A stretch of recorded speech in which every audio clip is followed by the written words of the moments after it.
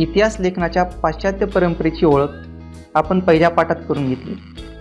या पाठात आपण भारतीय इतिहास लेखनाच्या परंपरेबद्दल माहिती घेणार आहोत.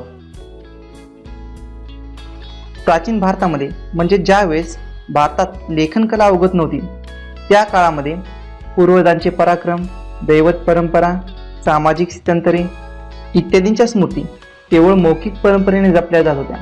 कारण की त्यावेळेस इतिहास लिहून ठेवण्यासाठी लेखन कला ही मानवाला अवगत नव्हती. मग आपल्या पूर्वजांचे पराक्रम किंवा आपल्या दैवत परंपरा हे येणाऱ्या पिढीला ते मौखिक स्वरूपात सांगत असत. अशा पद्धतीने त्या स्मृती ते जतन करून ठेवत असत. भारतामधील लेखन कलेचा जर विचार करायचा झाला तर हडप्पा संस्कृतीमध्ये मिळालेल्या प्राचीन लेखांच्या आधारे भारतामध्ये लेखन कला इसवी सनापूर्वी 3ऱ्या सहस्त्रकापासून किंवा त्याही पूर्वीपासून अस्तित्वात होती असे दिसते. परंतु हडप्पा संस्कृतीची लिपी वाचण्यात अजूनही इतिहासकारांना यश मिळाले नाही. भारतातील ऐतिहासिक स्वरूपाचे सर्वात प्राचीन लिखित साहित्य हे कोरीव लेखांच्या स्वरूपात आहे. त्यांची सुरुवात मौर्य सम्राट अशोकाच्या काळापासून म्हणजे इसवी सनापूर्वी 3ऱ्या शतकापासून होते. सम्राट अशोक आपला संदेश लोकांपर्यंत पोहोचवण्यासाठी तो प्रस्तरावर आणि दगडी स्तंभावर कोरून ठेवत असे. इसवी सनाच्या पहिल्या शतकापासून धातूची नाणी, मूर्ती आणि शिल्पे, ताम्रपट इत्यादीवरील कोरीव लेख उपलब्ध होऊ लागतात. यामधून महत्त्वाची ऐतिहासिक माहिती मिळते. या सर्व प्रकारच्या कोरीव लेखामुळे आपल्याला संबंधित राजाचा काळ कळतो, वंशावळ समजते, राज्यविस्तार, तत्कालीन शासन व्यवस्था, महत्त्वाच्या राजकीय घडामोडी, तत्कालीन सामाजिक रचना, हवामान, दुष्काळ यासारख्या समस्यांचं ज्ञान आपल्याला त्यामधून होते. धातूची नाणी, ताम्रपट यावरून ती धातूची नाणी कोणत्या काळात पाडली गेली, त्यावेळेस कोणत्या राज्याची सत्ता होती, कोणतं साम्राज्य होतं याविषयी आपल्याला माहिती कळते. ताम्रपट, शिलालेख याहून आपल्याला त्या राजाची वंशावळीची माहिती मिळते. ज्या ज्या प्रदेशामध्ये संबंधित राजाची नाणी, मूर्ती, शिलालेख हे सापडतात त्याहून त्या राजाचा राज्यविस्तार कुठपर्यंत होता हे त्याहून आपल्याला समजते. तत्कालीन शासन व्यवस्था समजते. महत्त्वाच्या राजकीय घडामोडी कोणत्या घडल्या, कोणती युद्ध झाली याबद्दलची माहिती आपल्याला त्यातून मिळते. तत्कालीन सामाजिक रचना, त्या काळचं हवामान, त्या काळात जे पडलेले दुष्काळ असतील त्या दुष्काळाविषयी माहिती आपल्याला या धातूची नाणी, कोरीव लेख, ताम्रपट याहून समजते. प्राचीन भारतीय साहित्य रामायण, महाभारत, पुराणे, जैन ग्रंथ, बौद्ध ग्रंथ, भारतीय ग्रंथकारांनी लिहिलेले ऐतिहासिक साहित्य, परकीय प्रवाशांची प्रवासवर्णने हे प्राचीन इतिहास समजण्यासाठी महत्त्वाचे आहेत. रामायण, महाभारत, जैन ग्रंथ, बौद्ध ग्रंथ यामध्ये त्या काळातील विविध राजांचा उल्लेख आपल्याला पाहायला मिळतो. साम्राज्यांचा उल्लेख त्यामध्ये आपल्याला पाहायला मिळतो. या ग्रंथामध्ये उल्लेख केलेले जे काही स्थळ आहेत त्या स्थळांचं प्राचीन नाव काय होतं हे आपल्याला त्याहून समजतं. म्हणून हे आपल्या इतिहासाचा एक मौल्यवान ठेवा आहे. प्राचीन काळातील राजांची चरित्रे तसंच राजघराण्यांचे इतिहास सांगणारे लेखन हे भारतीय इतिहास लेखनाच्या वाटचालीतील महत्त्वाचे टप्पे आहेत. इसवी सनाच्या 7व्या शतकात बाणभट्ट या कवीने लिहिलेले हर्षचरित हे संस्कृत काव्य ऐतिहासिक चरित्र ग्रंथाच्या स्वरूपाचे आहे. बाणभट्टाने हे संस्कृत काव्य सम्राट हर्षवर्धन याविषयी लिहिलेले आहे. त्यामध्ये तत्कालीन सामाजिक, आर्थिक, राजकीय, धार्मिक आणि सांस्कृतिक जीवनाचे वास्तववादी चित्रण केलेले आहे. यामधून आपल्याला त्या काळातील सामाजिक परिस्थिती कशी होती, त्या काळात भारताची आर्थिक स्थिती कशी होती, राजकीय कोणकोणत्या सत्ता होत्या, धार्मिक परंपरा कोणत्या होत्या आणि भारतामध्ये कोणकोणते सण उत्सव हे साजरे केले जात असत याविषयी आपल्याला माहिती मिळते. इसवी सनाच्या 12व्या शतकात कलन याने लिहिलेला राजतरंगिणी हा काश्मीरच्या इतिहासावरील ग्रंथ आहे. इतिहास लेखन शास्त्र शुद्ध कसे असावे याच्या आधुनिक संकल्पनेशी हा ग्रंथ जवळचे नाते सांगतो. कलन असं सांगतो की त्याने हा ग्रंथ कोरीव लेख, नाणी, प्राचीन वास्तूंचे अवशेष, राजकुलांच्या अधिकृत नोंदी आणि स्थानिक परंपरा अशा अनेक साधनांचा चिकित्सक अभ्यास करून हा त्याने ग्रंथ लिहिला आहे. म्हणजेच हा ग्रंथ वस्तुनिष्ठ आहे. मध्ययुगीन मुस्लिम इतिहासकारामध्ये जियाउद्दीन बर्नी हा एक महत्त्वाचा इतिहासकार होता. तारीख-ई फिरोजशाही या त्याच्या ग्रंथात त्याने इतिहास लेखनाचा हेतू स्पष्ट केला. इतिहास लेखन का करावं आणि कसं करावं. त्याच्या मते इतिहासकाराचे कर्तव्य फक्त राज्यकर्त्यांचे पराक्रम आणि कल्याणकारी धोरणांचे वर्णन करून संपत नाही, तर त्यांच्या दोषांचे आणि चुकीच्या धोरणांचे चिकित्सक विवेचन त्याने करायला हवे. म्हणजे एखाद्या राजाने एखादी योजना राबवली असेल तर ती किती यशस्वी झाली किंवा एखाद्या राजाच्या धोरणातील दोष हे इतिहासकारांनी लिहिले पाहिजेत. एवढेच नव्हे तर संबंधित काळातील विद्वान व्यक्ती, अभ्यासक, साहित्यिक आणि संत यांचा सांस्कृतिक जीवनातील प्रभावही लक्षात घ्यायला हवा. कारण की विद्वान व्यक्तींचा किंवा संतांचा समाज जीवनात फार मोठा प्रभाव असतो. अनेक अनुयायी त्यांचे असतात. बर्नीच्या या विचारसरणीमुळे इतिहास लेखनाची व्याप्ती ही फक्त आता राजे, युद्ध यापुरती मर्यादित न राहता ती आता विस्तारली आहे. मुस्लिम इतिहासकारांच्या लेखनाची वैशिष्ट्ये. मध्ययुगीन भारतातील मुस्लिम इतिहासकारांच्या लेखनावर अरबी व फारसी इतिहास लेखनाचा प्रभाव होता. मुघल राज्यकर्त्यांची स्तुती व त्यांच्याशी असलेली निष्ठा या इतिहास लेखनातून व्यक्त होते. मुघल राज्यकर्त्यांची स्तुती करण्यासाठी ते समर्पक पद्य आणि सुंदर चित्रांचा सुद्धा अंतर्भाव त्यांच्या लेखनात करत असत. मुघल साम्राज्याचा संस्थापक बाबर याचे आत्मचरित्र तुझुक-ई-बाबरीमध्ये त्याला कराव्या लागलेल्या युद्धांचे वर्णन आहे. त्याच्या बरोबरीने त्याने प्रवास केलेल्या प्रदेशांची आणि शहरांची वर्णने आहेत. तो ज्या ज्या प्रदेशातून गेला त्या त्या प्रदेशाबद्दलची माहिती त्याने तिथे लिहिलेली आहे. ज्या शहरातून गेला त्या शहराविषयी त्यांनी माहिती त्या ग्रंथामध्ये लिहिलेली आहे. तेथील स्थानिक अर्थव्यवस्था कशी होती, तेथील रीतिरिवाज कसे होते. इतकंच नाही तर त्या ठिकाणची वनस्पती सृष्टी, ज्यांची बारकाईने केलेली निरीक्षणे यांचाही समावेश त्याच्या तुझुक-ई-बाबरी या ग्रंथामध्ये आपल्याला पाहायला मिळतो. इतिहास लेखनाच्या चिकित्सक पद्धतीच्या दृष्टीने अबुल फजल याने लिहिलेला अकबरनामा या ग्रंथाचे विशेष महत्त्व आहे. अबुल फजल हा अकबराच्या दरबारातील एक दरबारी होता. त्याच्या 9 रत्नांपैकी एक होता व वजीरही होता. अधिकृत नोंदीच्या आधारे ऐतिहासिक कागदपत्रांचे काळजीपूर्वक केलेले संकलन आणि त्यातील माहितीच्या विश्वासार्हतेची कसून केलेली छाननी ही अबुल फजलने अवलंबलेली संशोधन पद्धती पूर्वग्रहविरहित आणि वास्तववादी होती असे मानले जाते. कारण की त्याने हा ग्रंथ लिहित असताना विश्वासार्ह पुरावा याची कसून छाननी केलेली होती की तो पुरावा सत्य आहे का असत्य आहे. कागदपत्रांची त्यांनी छाननी केलेली होती. त्यामुळे त्याचं हे लिखाण वस्तुनिष्ठ होतं असे मानले जाते. अल बेरुनीने विविध ज्ञानशाखांमध्ये भारतीयांनी केलेली कामगिरी आणि भारतातील समाज जीवन या संबंधीची माहिती अरेबिक भाषेत लिहून ठेवली आहे. पुढील काळात अनेक परदेशी इतिहासकारांनी भारताविषयी माहिती देणारे ग्रंथ दिले. त्यातील हसन निजामी लिखित ताजुल मासीर, याह्या बिन अहमद सरहिंदी लिखित तारीख-ई-मुबारकशाही, अमीर तिमुरी लिखित तुझुक-ई-तिमुरी, अबुल फजल लिखित अकबरनामा यासारख्या ग्रंथाचे महत्त्व इथं आहे. त्यांच्या लेखनातून आपल्याला भारतातील मध्ययुगीन कालखंडासंबंधीची महत्त्वाची माहिती मिळते. परदेशी प्रवाशांनी लिहून ठेवलेले वृत्तांतही भारताच्या इतिहासाची महत्त्वाची साधने आहेत. मध्ययुगीन काळात अनेक परदेशी प्रवासी हे भारतात आले होते. त्यांनी भारतात केलेल्या प्रवासांचे वर्णन त्यांच्या ग्रंथामध्ये लिहून ठेवले आहे. ते ज्या ज्या प्रदेशात गेले त्या त्या प्रदेशाविषयी, तेथील समाज जीवनाविषयी, तेथील साम्राज्याविषयी, तेथील धार्मिक परंपरा, अर्थव्यवस्था याविषयीचं लेखन आपल्याला त्यामध्ये पाहायला मिळतं. त्यामुळे त्यांचं लिखाण सुद्धा हे महत्त्वाचं इतिहासाचं साधन आहे. या परदेशी इतिहासकारामध्ये Ibn Battuta, Abdul Razzaq, Marco Polo, Niccolo Conti, Barbosa, Domingo Paes यांचा समावेश होतो.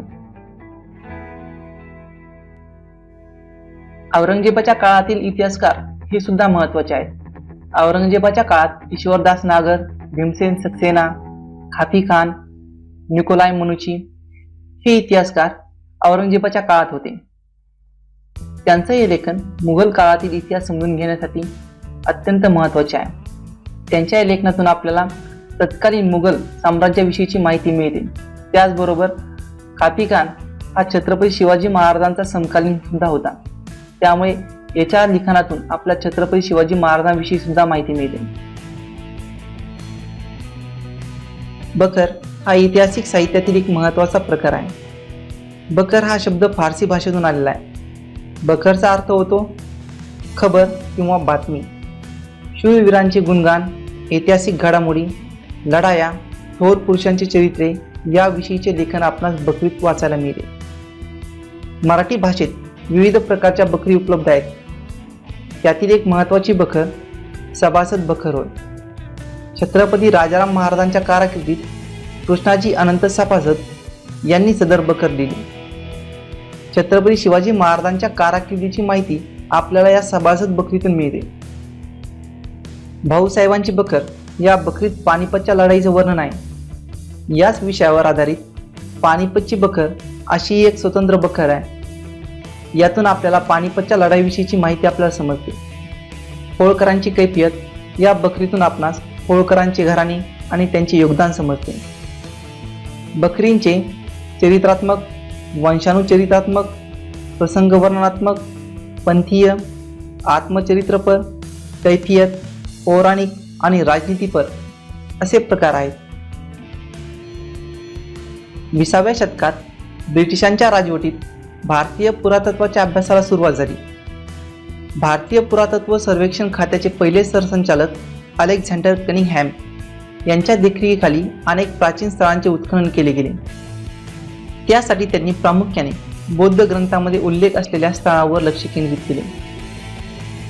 पुढे जॉन मार्शल यांच्या कारकिर्दीत हडप्पा संस्कृतीचा शोध लागला आणि भारतीय संस्कृतीचा इतिहास इसवी सनाच्या 3ऱ्या सहस्त्रकापर्यंत किंवा त्याहूनही पूर्वीपर्यंत जाऊ शकतो हे सिद्ध झाले. ज्यावेळेस लाहोर ते मुलतान या दरम्यान रेल्वे रुळाचं काम हे चालू असताना उत्खननातून प्राचीन विटा या बाहेर पडल्या.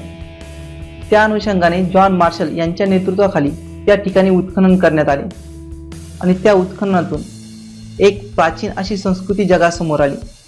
ती हडप्पा या ठिकाणी सापडली म्हणून तिचं नाव त्या गावाहून हडप्पा संस्कृती असे ठेवण्यात आले. ब्रिटिश राजवटीमध्ये अनेक ब्रिटिश अधिकाऱ्यांनी भारताविषयी इतिहास लेखन केले आहे. त्यांच्याविषयी माहिती पाहूयात. पहिले आहेत जेम्स मिल. जेम्स मिल यांनी the history of British India हा ग्रंथ लिहिला. ब्रिटिश इतिहासकाराने भारतीय इतिहासावर लिहिलेला हा पहिला ग्रंथ. जेम्स मिल यांच्या लेखनात वस्तुनिष्ठ दृष्टिकोनाचा अभाव आपल्याला पाहायला मिळतो. भारतीय संस्कृतीविषयी पूर्वग्रह दूषित दृष्टिकोन त्यांच्या लेखनातून जाणवतो. हा ग्रंथ लिहित असतानाच त्यांच्या मनामध्ये भारतीय संस्कृती ही कमी दर्जाची आहे हा समज बाळगूनच त्यांनी हा इतिहास लिहिला हे त्यांच्या लेखनातून आपल्याला पाहायला मिळते. दुसरे आहेत माउंट स्टुअर्ट एल्फिन्स्टन यांनी द हिस्ट्री ऑफ इंडिया हा ग्रंथ लिहिला. ते मुंबईचे गव्हर्नर होते. त्याचबरोबर त्यांनी सामाजिक व शैक्षणिक क्षेत्रात अनेक सुधारणा केल्या. तिसरे आहेत जेम्स ग्रँड डफ यांनी a history of the Marathas हा मराठ्यांच्या इतिहासावर ग्रंथ लिहिला. भारतीय संस्कृती व इतिहास यांना कमी लेखण्याची प्रवृत्ती या ग्रंथातून आपल्याला स्पष्टपणे जाणवते. डफ याच्या लिखाणाच्या मर्यादा नीलकंठ जनार्दन कीर्तने आणि विका राजवाडे यांनी 19व्या शतकात दाखवून दिल्या. त्यानंतर चौथे ब्रिटिश अधिकारी आहेत कर्नल टॉड यांनी टॉड्स ॲनल्स ऑफ राजस्थान हा राजस्थानच्या इतिहासावरील ग्रंथ लिहिला. म्हणजेच राजपुतांविषयीचा हा ग्रंथ होता. यातही भारतीयांना कमी लेखण्याची प्रवृत्ती त्यांच्या लिखाणातून आपल्याला पाहायला मिळते.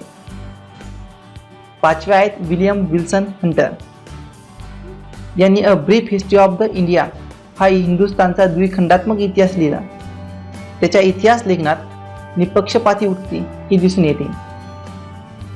भारतीय इतिहास लेखनामध्ये वसाहतवादी इतिहास लेखन, प्राच्यवादी इतिहास लेखन आणि राष्ट्रवादी इतिहास लेखन अशा तात्विक प्रणाली पाहायला मिळतात.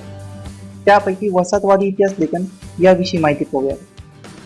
भारतीय इतिहासाचा अभ्यास आणि लेखन करणाऱ्या सुरुवातीच्या इतिहासकारांमध्ये प्रामुख्याने ब्रिटिश अधिकारी तसेच ख्रिश्चन धर्म प्रसारकांचा अंतर्भाव होता. भारतीय संस्कृती 2 दर्जाची आहे या पूर्वग्रहाचे प्रतिबिंब त्यांच्यामधील काहींच्या लेखनात स्पष्टपणे उमटलेले दिसते.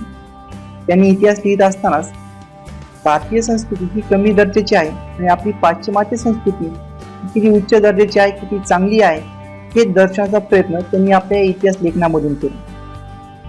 वसाहतवादी ब्रिटिश सत्तेच्या समर्थनासाठी त्यांच्या इतिहास लेखनाचा वापर केला गेला की आम्ही या ठिकाणी येऊन वसाहती स्थापन करून किती चांगलं केलं, त्यांची संस्कृती किती मागासलेली होती, आम्ही किती प्रगत संस्कृती इथे आणली हे दाखवण्याचा प्रयत्न त्यांनी या इतिहास लेखनामधून केला. 1922 ते 1937च्या दरम्यान प्रसिद्ध झालेले केम्ब्रिज हिस्ट्री ऑफ इंडिया या ग्रंथाचे 5 खंड हे वसाहतवादी इतिहास लेखनाचे ठळक उदाहरण आहेत. प्राच्यवादी इतिहास लेखन पूर्वेकडील संस्कृती आणि तेथील देश यांच्याबद्दल कुतूहल निर्माण होऊन ज्या युरोपीय इतिहासकारांनी लेखन केले त्यांना प्राच्यवादी इतिहास लेखक असे म्हणतात. या लेखकांनी संस्कृत व युरोपीय भाषा तसेच वैदिक वाङ्मय आणि संस्कृत साहित्य यांचा तोंडीक अभ्यास केला. या भाषांची जननी असणारी एक प्राचीन इंडो युरोपीय भाषा त्या काळात होती अशी कल्पना प्राच्यवादी इतिहासकारांनी मांडली. युरोपमधील अभ्यासकांमध्ये पूर्वेकडील संस्कृती आणि देश यांच्याबद्दल कुतूहल जागृत झाले. पूर्वेकडील देशाबद्दल, त्यांच्या संस्कृतीबद्दल त्यांच्या मनात आदर, कौतुक असलेले काही अभ्यासक त्यांच्यामध्ये होते. त्यांना प्राच्यवादी म्हटले जाते. इसवी सन 1784 मध्ये सर विलियम जोन्स यांनी कोलकाता येथे एशियाटिक सोसायटीची स्थापना केली. त्याद्वारे प्राचीन भारतीय वाङ्मय आणि इतिहास यांच्या अभ्यासाला चालना मिळाली. प्राच्यवादी अभ्यासकामध्ये फ्रेडरिक मॅक्स म्युलर या जर्मन अभ्यासकाचा प्रामुख्याने उल्लेख करायला हवा.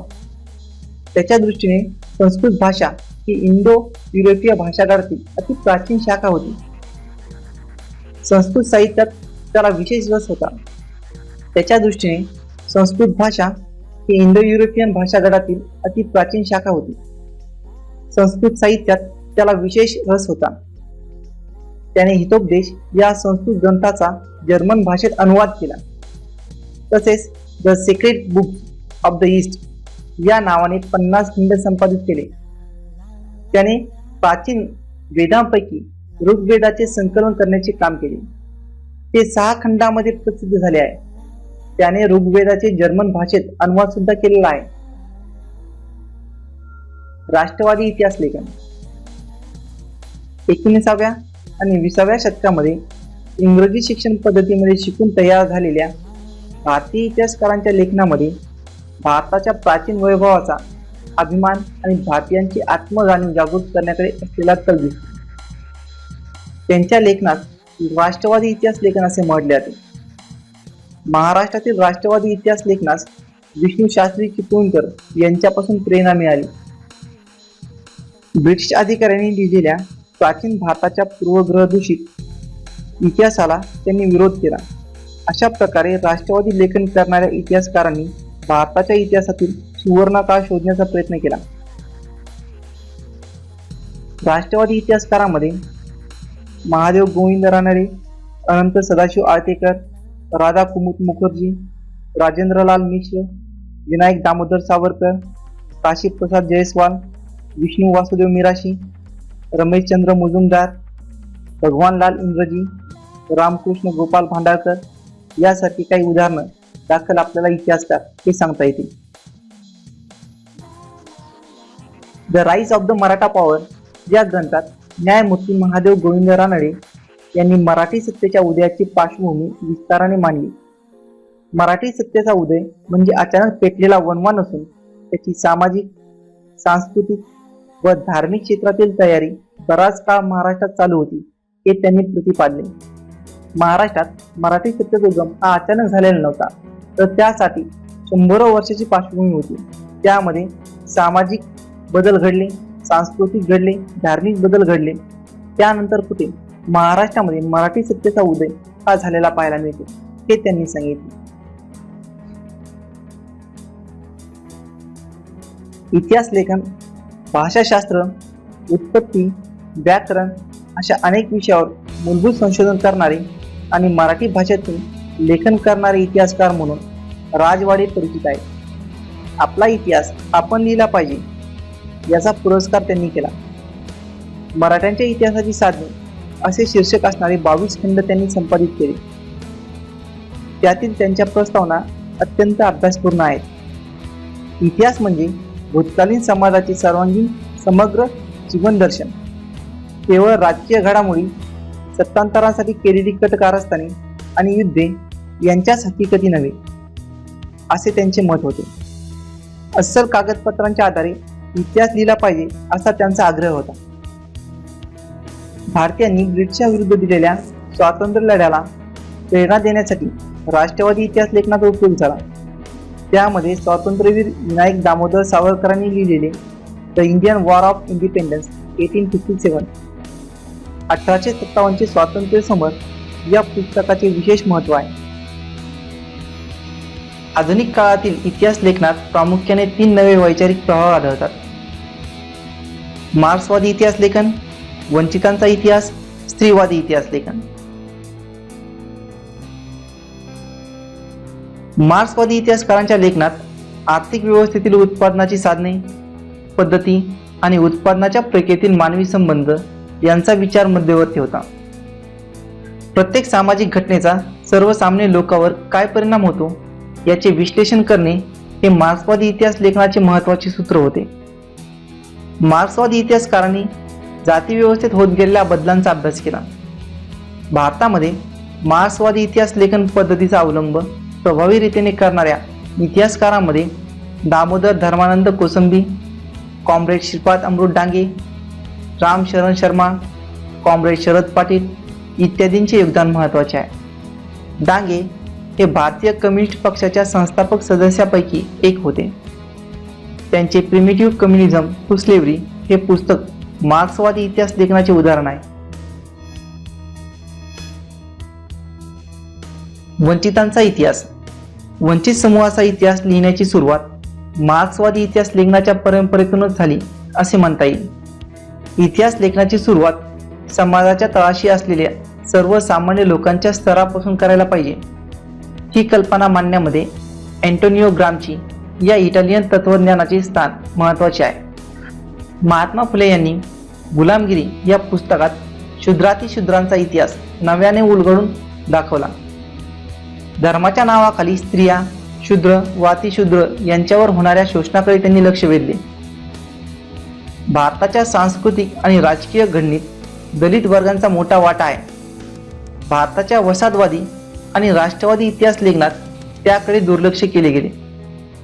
डॉक्टर बाबासाहेब आंबेडकरांनी ही गोष्ट केंद्रस्थानी ठेवून सतत लेखन केले. त्यांनी केलेल्या विपुल लेखनापैकी हू वेअर द शूद्राज, शूद्र कोण होते आणि द अनटचेबल्स, अस्पृश्य हे ग्रंथ वंचितांच्या इतिहासाचे उदाहरण म्हणून सांगता येते. स्त्रीवादी इतिहास लेखन करणाऱ्या इतिहासकारांसमोर सुरुवातीच्या काळात काही आव्हाने होती.